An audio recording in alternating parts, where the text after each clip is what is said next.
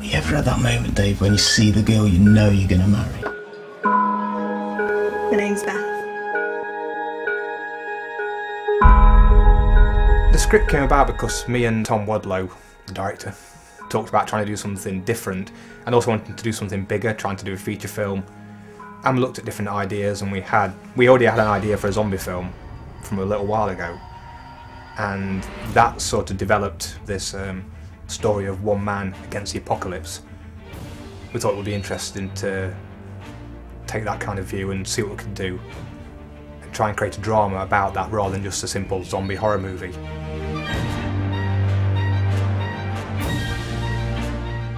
I mean, I like sci-fi, I like horror, but generally I want something grounded in the real world that sort of makes sense and says something a bit bigger about life rather than just action for the sake of it.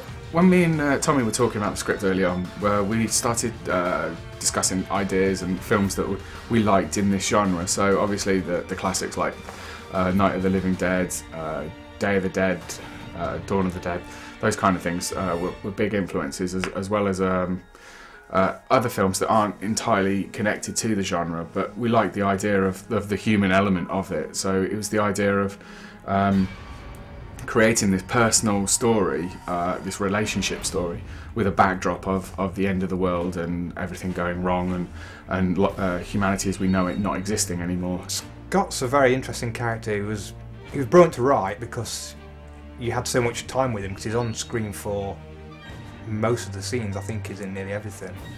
So you had a lot of chance to actually make him multi-layered. You could make him in the flashback sequences, you see where he's quite cocky and quite confident.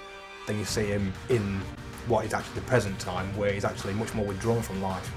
And it's kind of interesting watching his life unfold in flashbacks to see what made him that way and see how he reacts to things now and how he would have reacted to him then. And also he's quite normal, I'd like to say. He's quite an ordinary guy set in an extraordinary situation.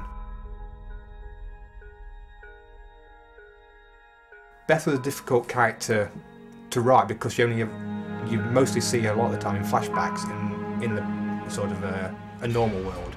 So you had to kind of create somebody who would be a regular person, but also know that towards the future she's going to wind up to being a bit more aggressive and more outgoing, so you could kind of bring her back into the story and let her loose that way.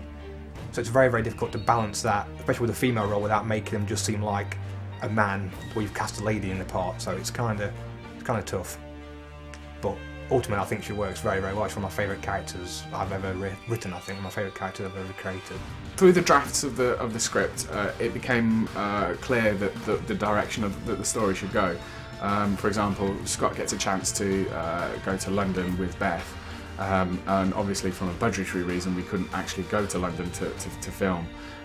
But also from a story point of view, it didn't feel right because the character of Scott is quite heavily conflicted. He in the early part of the film, he's very confident, arrogant, and showboaty, and the way that he meets Beth, for example, he's very, very cocky with the way that he approaches her, and she's actually on a date herself, and he sort of just cuts in and takes over.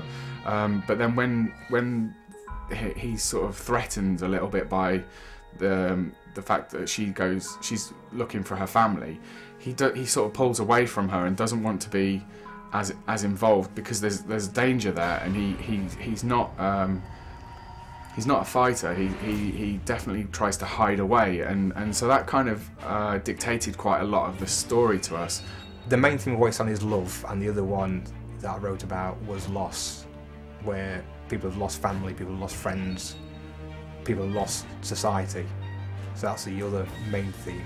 The love aspect was very, very key to what I was writing, and probably the reason I wanted to write the screenplay so much. It was great to have a story like Wasteland, where you had all the horror and all the drama, but actually the core of the film is about love.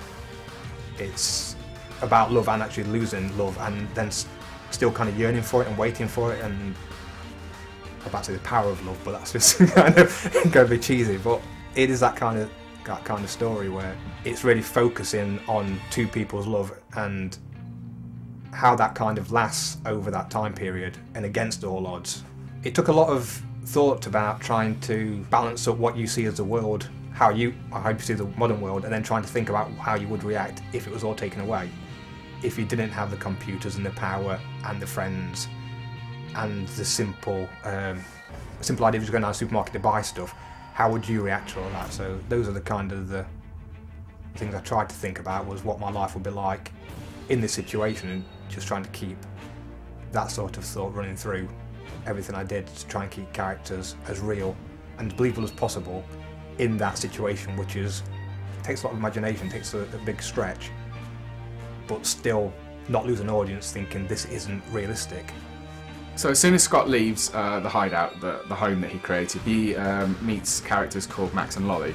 And Max and Lolly are so totally different to every other character in the film, because they're really characters born out of this new world order, this new creation that's happened, where Max, for example, used to be a pharmacist, and he was very pinned down in his job. He couldn't be this flamboyant, creative character.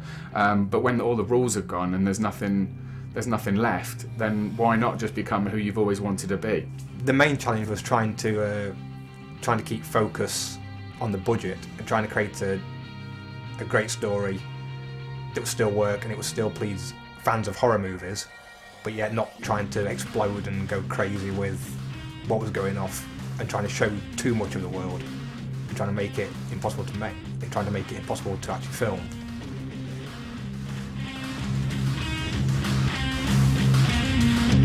Should be okay.